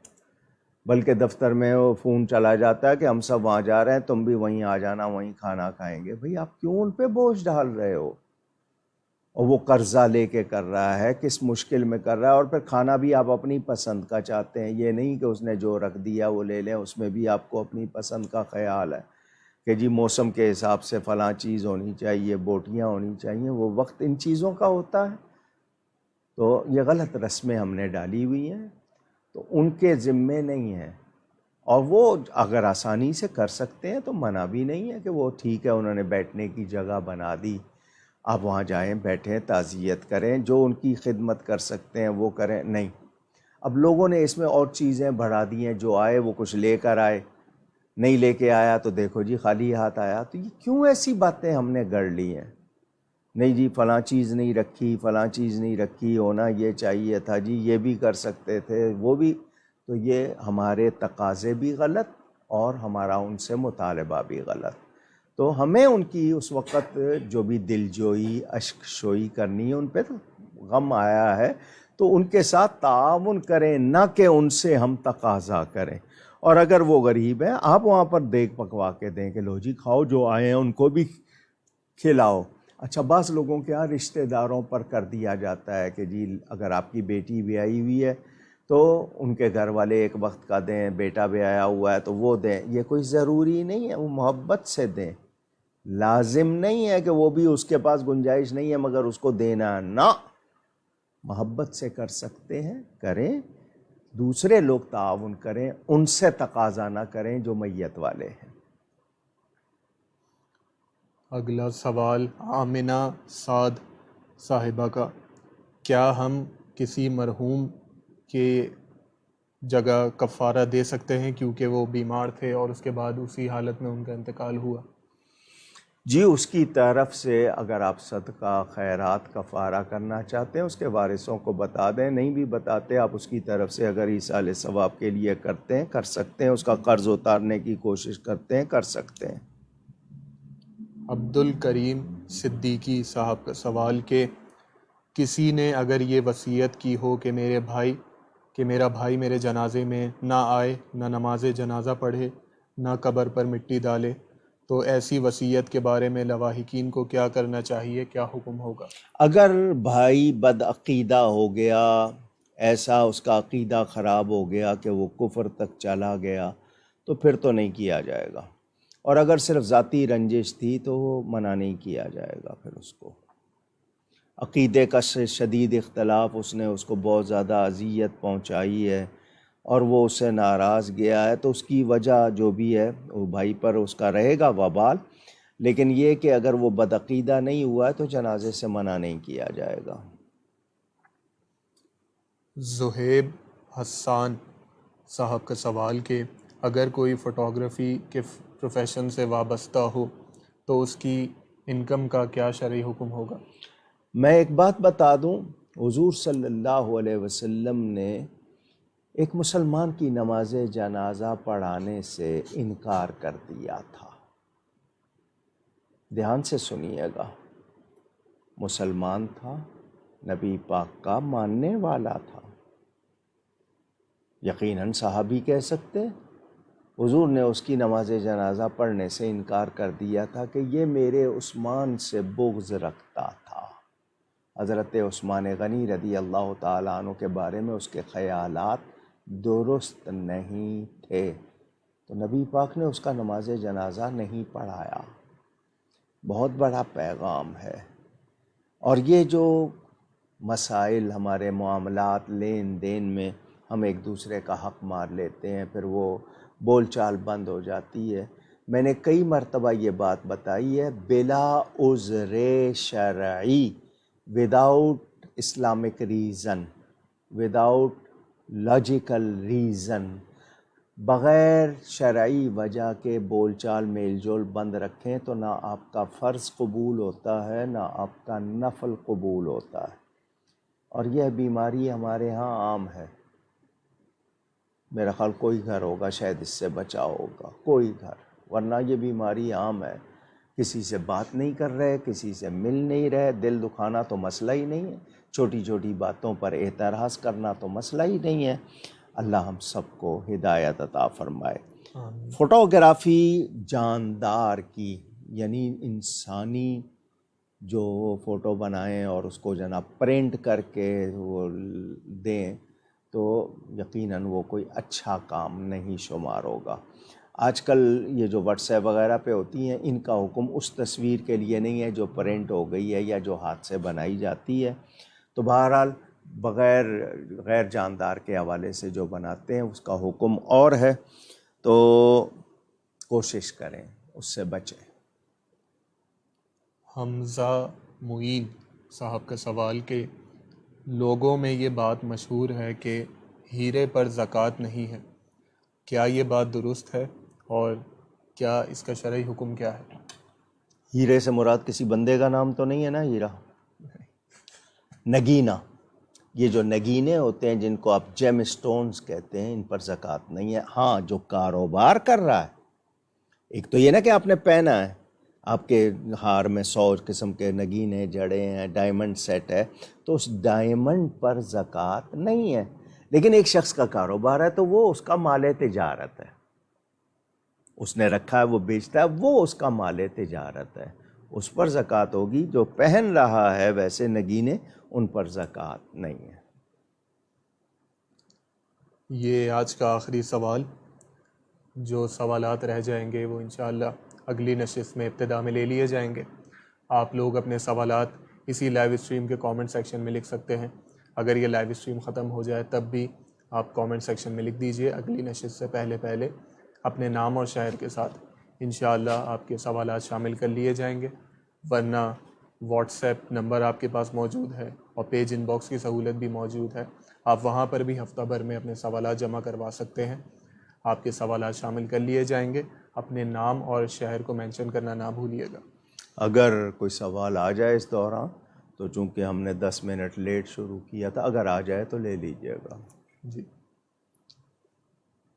مصدق رضا صاحب کا سوال، کچھ نعت شریف کے اشعار میں نبی پاک صلی اللہ علیہ وسلم کو ندا کرتے ہوئے لفظ دعا لکھا ہوا ہوتا ہے، جیسے کہ اے سبز گنبد والے، منظور دعا کرنا، اس بارے میں ہمارا کیا عقیدہ ہے؟ اصل میں عربی زبان سے واقفیت نہیں ہے، واقفیت نہ ہونے کی وجہ سے ہمیں شبہ ہوتا ہے۔ پوری طرح اگر آپ زبان سے آگاہ ہوں تو کتنے شبہات خود بخود ختم ہو جائیں۔ دعا کا لفظ کتنے معنوں میں آتا ہے، زحمت کیجئے ذرا لغت دیکھ لیجئے۔ اگر آپ سے آسانی سے نہ ملے تو کسی عالم کے پاس چلے جائیے، تو پکارنے کے لیے بھی، بلانے کے لیے بھی، اور کئی معنی میں آتا ہے۔ منظور دعا کرنا یہ کہنا غلط نہیں ہے، لیکن احتیاطاً اگر سمجھیں کہ کہیں لوگ بہت بدگمان ہو رہے ہیں، یا تو ان کو سمجھا دیں، ورنہ منظور صدا کرنا کہہ دیں، تاکہ آپ کا وہ وزن بھی شعری وہ بھی برقرار رہے۔ لیکن لفظ دعا قرآن سے بھی آپ کو سنا دوں تو آپ کو سمجھ آ جائے گی، چونکہ معلوم نہیں ہے آپ کو، اس لیے آپ نے اعتراض کر دیا۔ رشید صاحب اسلام آباد سے، وہ آیتیں اس وقت اس لیے نہیں سنا رہا ہوں تاکہ یہ خود محنت کر لیں، ورنہ میں سنا بھی دیتا کہ کہاں کہاں دعا کا لفظ ہے اور اس کے معنی کیا ہے۔ جی، اسلام آباد سے رشید صاحب کا سوال کہ ایک عالم فرما رہے تھے کہ معراج شریف پر نبی پاک صلی اللہ علیہ وسلم نے اپنے چشمان مبارک سے دیدار الہی نہیں کیا، اور حوالے میں وہ حضرت عائشہ رضی اللہ تعالی عنہ سے منسوب ایک حدیث پیش کرتے ہیں جس میں یہ لکھا کہ اللہ تبارک و تعالی نور تھا، میں اسے کس طرح دیکھ سکتا تھا؟ رہنمائی فرما دیجئے، کیا ایسی کوئی حدیث ہے؟ معراج کی شب جب خطاب کرتا ہوں یا معراج کے مہینے میں ان تمام سوالوں کے جواب دیے، آپ کو شاید اتفاق نہیں ہوا ہوگا سننے کا۔ ہمارے علماء نے معراج کے حوالے سے جو کتابیں لکھیں وہ آپ نے نہیں پڑھی ہوں گی، لہٰذا آپ نے سوال کیا۔ میرے پیارے نبی پاک صلی اللہ علیہ وسلم نے اللہ کا دیدار کیا، کوئی شبہ نہیں، یقین کے ساتھ کہہ رہا ہوں، دیکھا اللہ تعالیٰ کو، دیکھا دیکھا دیکھا۔ سن لیا آپ نے، کوئی شبہ نہیں ہے۔ مسئلہ یہ ہے کہ قرآن کی آیت آپ نے پیش نظر نہیں رکھی جو حضرت ام المومنین سیدہ عائشہ صدیقہ رضی اللہ تعالی عنہا وسلام اللہ تعالی علیہا کے لا تدرکہ الابصار وہو یدرک الابصار، اس آیت کو بنیاد بنا کر جو روایت ہے، ادراک کے معنی پورا پورا گھیر لینا۔ مثلا ذہن صاحب بیٹھے ہیں، میں سر سے لے کر پاؤں تک میری آنکھ ان کو گھیر رہی ہے، لمبے کتنے ہیں، چوڑے کتنے ہیں، نظر آ رہا ہے۔ اللہ تعالیٰ کو کوئی آنکھ اس طرح گھیر نہیں سکتی، وہ جسم جسمانیات سے پاک ہے۔ ہم رؤیت کے قائل ہیں، دیکھنے کے، ادراک اور احاطہ کے قائل نہیں ہیں۔ ہم صرف یہ مانتے ہیں کہ دیکھا، سمجھ آئی؟ اور خواب میں تو کوئی بھی دیکھ سکتا ہے۔ اللہ نور السماوات والارض، حضرت امام اعظم فرماتے ہیں 360 مرتبہ اللہ تعالیٰ کو خواب میں دیکھا، نور ہی دیکھا، نور ہی نظر آئے گا۔ اللہ جسم سے پاک ہے، تو اس حوالے سے معراج النبی میرے استاد محترم علامہ کاظمی صاحب رحمۃ اللہ علیہ کی کتاب ہے، وہی پڑھ لیجئے، قریب ترین آپ کو اس میں یہ ساری باتیں مل جائیں گی، ورنہ میری تقریر اگر ان پیج پہ موجود ہے اس میں بھی اس کے جواب دیے ہوئے ہیں۔ تو ہم رؤیت مانتے ہیں، وہاں بات ذکر ہے ادراک کی کہ اللہ کو کوئی آنکھ گھیر نہیں سکتی، وہ بالکل درست بات ہے۔ ان کا دوسرا سوال کہ اولیاء اللہ سے استغاثہ کرنے کا طریقہ بیان فرما دیجیے۔ اللہ تعالیٰ کے نیک بندے کو نیک سمجھ کر، اللہ کا پیارا سمجھ کر اس کو یہ کہنا کہ اللہ سے میرا یہ کام کروا دیں، اللہ کی بارگاہ میں سفارش کر دیں۔ دیکھیں 3 طریقے ہوتے ہیں، میں چلیں دوہرا دیتا ہوں۔ ایک یہ کہ آپ اللہ والے کے پاس جا کر اللہ سے دعا کریں کہ یا اللہ یہ نیک جگہ ہے، تیرے پیارے کی جگہ ہے، اس جگہ پہ آ کے تجھ سے مانگ رہا ہوں، اس جگہ کی برکت سے، اس اللہ والے کی برکت سے میری یہ حاجت پوری فرما دے۔ ہنالک دعا زکریا ربا، قرآن میں موجود ہے۔ حضرت زکریا علیہ السلام نے حضرت مریم کے پاس آ کر جہاں بے موسم پھل آئے تھے وہاں دعا کی، تو اللہ والے کی جگہ پر دعا کرنا اس کا ثبوت ہو گیا۔ دوسرا یہ ہے کہ جی اس جگہ پہ جا کے اللہ سے کہنا یا اللہ اس اپنے پیارے کے صدقے میرا کام، ہم اللہ سے ہی عرض کر رہے ہیں کہ یا اللہ اس کے صدقے میرا کام، اور اس اللہ والے سے کہیں کہ اللہ کی بارگاہ میں میری سفارش کر دیں۔ یہ طریقہ نبی پاک نے خود بتایا، جو دعائے حاجت ہے حدیث شریف میں ہے، حضرت عثمان بن حنیف والا واقعہ بھی ہے۔ میں مختصر کر رہا ہوں، تفصیل دیکھنی ہو تو کتابوں میں دیکھ لیجئے گا۔ تیسرا یہ ہے کہ اگر آپ واقعی واقف ہیں آداب سے، شریعت کے احکام سے، تو آپ اللہ والے سے جا کے کہیں آپ اللہ کے پیارے ہیں، اللہ سے میرا یہ کام کروا دیں۔ آپ ڈائریکٹ بات کر رہے ہیں کہ میرا یہ کام کروا دیں، یا اللہ نے جو آپ کو اختیار دیا اس اختیار سے میرا یہ کام کروا دیں۔ یہ 3 طریقے ہوتے ہیں، لیکن یہ سمجھنا کہ یہ خود سے کرتا ہے زندہ یا مردہ نہیں، کرنے والا اللہ تعالیٰ، عطا کرنے والا اللہ تعالیٰ، اختیار دینے والا اللہ تعالیٰ، قدرت طاقت دینے والا اللہ تعالیٰ۔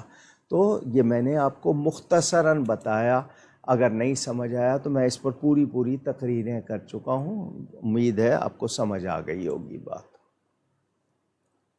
سید فیاض صاحب کا سوال کہ کچھ 1.5 ماہ پہلے میری خواہر نسبتی پر دیوار گر گئی تھی، تو میری زوجہ نے منت مانی کہ ان کی بہن اگر ایمرجنسی سے سلامتی سے واپس آ جائیں تو جامع مسجد گلزار حبیب پر اپنے پاؤں پر چل کر جائیں گی، اور اصحاب بدر رضی اللہ تعالی عنہم کے نام پر خود چل کر پیسے ڈالیں گی، مگر اب سے سلامتی سے واپس آنے کے بعد ان کے شوہر رضامندی ظاہر نہیں کر رہے، تو میری زوجہ بہت پریشان ہے اس بارے میں۔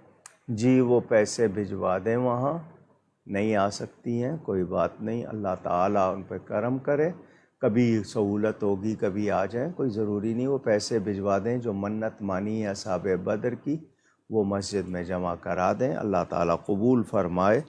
اور باقی یہ کہ اگر آپ نے کہا جی پاؤں پہ چل کے آنا، تو اپنے آپ کو مشقت، اللہ کو ضرورت نہیں ہے، یہ آپ کا ہوتا ہے کہ آپ کو دین کی طرف لانا، آپ سے صحیح جگہ خرچ کروانا، یا کنجوس ہے تو اس سے نکلوانا، تو اللہ کو کوئی حاجت نہیں ہے، یہ ہم جو دیتے ہیں اپنے لیے کہ ہماری عافیت و سلامتی ہو۔ تو جو شوہر صاحب ہیں وہ خود لے آئیں، ان کو گاڑی پہ لے آئیں، پیدل نہ لائیں، گاڑی پہ لے آئیں، ڈال دیں، اور اگر وہ نہیں آ سکتی ہیں تو بھجوا دیں، تاکہ وہ پیسے جو انہوں نے مان لیے وہ پہنچ جائیں، خود نہیں بھی آ سکی ہیں تو اللہ تعالیٰ مہربانی کرے گا، کوئی ایسی بات نہیں۔ ایک اگلا سوال سمیر صاحب کا کہ ایک سید زادے نے میرے سامنے حضرت امیر معاویہ رضی اللہ تعالی عنہ کے بارے میں برائی کا جملہ کہا، میں نے سمجھایا تو وہ کہتا ہے کہ مجھے نہ سمجھاؤ، قرآن ہمارے ہی گھر نازل ہوا ہے، تو اس بارے میں رہنمائی فرما دیجیے۔ سادات کہلانے والے جو نبی کریم صلی اللہ علیہ وسلم کی اولاد، ان کا خون کہلاتے ہیں، انہیں اپنے نبی صلی اللہ علیہ وسلم کے صحابہ کے بارے میں نامناسب بات نہیں کرنی چاہیے۔ وہ نبی پاک کے جانثار وفادار صحابہ، نبی پاک کے غلام، اور پھر اللہ تعالیٰ جب فرما دے وَكُلًّا وَعَدَ اللَّهُ الْحُسْنَىٰ، تو اگر آپ قرآن کو واقعی جانتے ہیں تو جب اللہ نے سب سے بھلائی کا وعدہ کر لیا تو آپ ان سے ناراض ہونے والے کون؟ اور پھر سیدنا حضرت مولا کائنات اور حضرت سیدنا امام حسن رضی اللہ عنہما نے ان سے صلح کر لی، ان کے ساتھ بات کر لی، تو اب اگر میں یا آپ کوئی ایسی بات کریں تو بتائیے پھر ان کے بارے میں کیا کہیں گے؟ تو اگر آپ اچھا نہیں بول سکتے تو چپ رہ لیجئے، خاموشی تو ہو سکتی ہے نا۔ تو حضرت امیر معاویہ رضی اللہ عنہ صحابی ہیں، ان کی صحابیت میں تو شبہ نہیں ہے، اور قرآن میں وَكُلًّا وَعَدَ اللَّهُ الْحُسْنَى کا موجود کہ اللہ نے تمام صحابہ سے بھلائی کا وعدہ کر لیا۔ تو جب اللہ بھلائی کا وعدہ فرما رہا ہے تو میں یا آپ ناراض ہونے والے کون؟ تو اگر آپ سید ہیں اور آپ کہتے ہیں قرآن ہمارے گھر میں اترا، تو آپ نے قرآن سے کتنی وابستگی رکھی ہے، ذرا اس پہ بھی غور کیجئے گا۔ آپ اگر اولاد رسول ہیں تو آپ کا اخلاق کیسا ہونا چاہیے، آپ اس پہ بھی نظر کیجئے گا۔ تو آپ کے منہ سے اچھا لگے گا کہ ان کی برائی ہو، آپ خاموش رہ لیجئے۔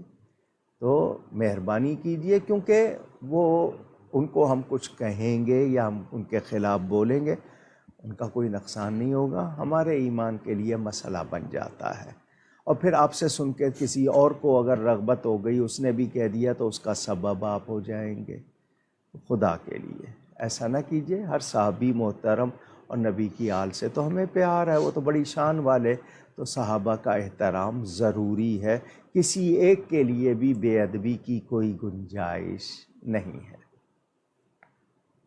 ہم ان تمام افراد کا شکریہ ادا کرتے ہیں جنہوں نے اپنے سوالات ہم تک بھیجے، یا وہ جنہوں نے اپنے تعریفی کلمات سے ہمیں نوازا، جن میں مرزا منظور صاحب، شاہد سرور صاحب، شکیلہ فیاض صاحبہ، محمد اشر صاحب، محمد حسین صاحب، سہیل منظور صاحب، عمران احمد صاحب، غلام مصطفیٰ صاحب، کاشف صاحب، محمد ارمان صاحب، عنایہ فاطمہ صاحبہ، شہباز بخاری صاحب، محمد ریحان صاحب، وقاص خان صاحب، حافظ ناظم صاحب، ذیشان قریشی صاحب، وحید احمد صاحب، سید ساجد صاحب، رخسانہ صاحبہ، عبد القادر صاحب، آصف فاروقی صاحب، اکرام شریف صاحب، مخدومی صاحب، عبد المسعود صاحب، عارف احمد صاحب، محمد عدنان صاحب، خاقان حیدر صاحب، مولانا منظور احمد صاحب، علی حیدر صاحب، محمد سلمان صاحب، محمد روشن صاحب، حماد صاحب، جاوید حسین صاحب، حمزہ میمن صاحب، مریم صاحبہ، طاہر صدیقی صاحب، سارہ صاحبہ، سمیر احمد صاحب، ردا فاطمہ صاحبہ، مجتبیٰ شیخ صاحب، عادل خان صاحب، اقرا بصیر صاحبہ، حنا حیدر صاحبہ، آمنہ سعد صاحبہ، کوکب الطاف صاحب، عبد الکریم صاحب، زہیب حسان صاحب، حمزہ معین صاحب، مصدق رضا صاحب، رشید صاحب، اور سید فیاض صاحب، اور جن جن کے نام شامل نہ ہو سکے ہم ان سے معذرت چاہتے ہیں۔ ہم آپ کے لیے دعا گو رہیں گے، آپ ہمارے لیے دعا گو رہیے گا۔ کچھ نام نہیں لکھے گئے یا رہ گئے جو مستقل ہر پروگرام میں سنے جاتے تھے۔ سویبہ منصور سوازی لینڈ میں بیمار ہیں، دعا کیجئے اللہ ان کو صحت عطا فرمائے۔ فوزیہ عبد القادر صاحبہ کا نام نہیں آیا، وہ بھی دعاؤں کے لیے کہتی ہیں، اللہ ان کے لیے بھی خیر فرمائے۔ 11ویں شریف آ رہی ہے، سالانہ بڑی 11ویں شریف، ہر روز 11ویں کرتے ہیں ایصال ثواب، چونکہ غوث پاک کی 11 تاریخ مشہور، جب ان کو ایصال ثواب کیا جائے تو اس کو 11ویں شریف کہتے ہیں۔ 16 نومبر منگل کا دن، 2021 میں 16 نومبر منگل کے دن انشاءاللہ تعالی جامع مسجد گلزار حبیب میں بڑی 11ویں شریف کا جشن منایا جائے گا۔ عشاء کے بعد آپ لوگ تشریف لائیے، کراچی کے رہنے والے وہاں، باقی لوگ آن لائن اس میں شامل ہو جائیں گے، تو جلسہ ہوگا۔ اور توشہ شریف یعنی غوث پاک کے بتائے ہوئے نسخے کے مطابق جو حلوہ تیار کیا جاتا ہے، جس کو توشہ شریف کہتے ہیں، انشاءاللہ وہ بھی بنایا جائے گا۔ خواتین کے لیے باپردہ نشست کا اہتمام ہوگا۔ اگلا دن 11ویں شریف ہر سنی اپنے گھر میں ختم قادریہ پڑھے، نماز غوثیہ پڑھے، 2 رکعت نماز ہے۔ میری کتاب اوراد مشائخ میں یہ تمام چیزیں موجود ہیں، برکت ہوگی انشاءاللہ۔ حضور غوث پاک ہمارے محسن بھی ہیں، محی الدین، دین کو زندہ کرنے والے اور ولیوں کے بادشاہ ہیں، تو ان کی بارگاہ میں محبت کا عقیدت کا ہدیہ ضرور پیش کیجئے گا، اور منگل کو وہاں تشریف، باقی ہر گھر میں یا جہاں جہاں بھی اہل سنت کے اجتماع ہوں اس حوالے سے اس میں شرکت کیجئے گا۔ اللہ تعالی ہمیں توفیق دے کہ ہم یہ عقیدت سے منائیں، اور اللہ تعالی صحیح طرح منانے اور اس کا فائدہ ہمیں صحیح طرح ملے، اس کی توفیق عطا فرمائے۔ باقی اکبر تالیہ صاحب جنہوں نے یہ کیمرہ لے کر دیا تھا پہلے 5-6 سال پہلے، وہ اس وقت ہاسپٹل میں ہیں، ان کا پتا نکال دیا گیا ہے، بیمار ہیں، اور وہ کہہ رہے ہیں میں صحت مند ہو جاؤں تو وہ دوبارہ تعاون کی کوشش کریں گے۔ آپ لوگوں سے کہا تھا میڈیا ٹیم نے کہ اگر آپ ان کو یہ کیمرہ نیا لینا چاہتے ہیں اس کے لیے تعاون کریں تو یہ لے لیں گے۔ اس کے لیے انہوں نے آپ کو اکاؤنٹ کی تفصیلات بھی بھیجی تھی جو آپ دیکھ رہے ہوں گے اسکرین پر، تو جو لوگ حصہ لینا چاہیں وہ ضرور حصہ لیں۔ باقی ملک کے حوالے سے اور ارد گرد کے حوالے سے جو لوگ دیکھ رہے ہیں ان سے اتنا کہوں گا کہ مہنگائی نے برا حال کر دیا ہے، چوری ڈکیتی بڑھ رہی ہے، جرائم بڑھ رہے ہیں کیونکہ مہنگائی بہت ہے، اور 1 کروڑ نوکری دینے والے نے کئی کروڑ بے گھر کر دیے، بے روزگار کر دیے۔ دعوے کرنے والے نے کچھ بھی نہیں کیا سوائے اس کے کہ خون چوسا جا رہا ہے۔ اپنے اخراجات کم نہیں کیے انہوں نے، آپ پر سارا بوجھ ڈالا ہوا ہے۔ دین میں مداخلت، یہ جو خاص طور پر تازہ واقعہ ہوا، غلامان رسول کو جس طرح مس ہینڈل کیا، یہ بھولیں گے نہیں ہم، یہ یاد رہے گا۔ آپ نے 126 دن جو کیا تھا وہ بھی ہمیں یاد ہے، اور آپ نے نبی کی عزت کے لیے نکلنے والوں کے ساتھ کیا کیا ہے وہ بھی یاد ہے۔ تو سینے پہ یہ زخم آپ کے لگائے ہوئے اسی طرح ہے۔ تو ہم اہل سنت کو متحد ہونا ہے، ہمیں لڑنا نہیں ہے، دشمنوں کی سازشوں کو سمجھنا ہے اور اپنی صفوں میں اتحاد رکھنا ہے تاکہ دشمن اس کی جو سازشیں ہیں وہ کامیاب نہ ہوں۔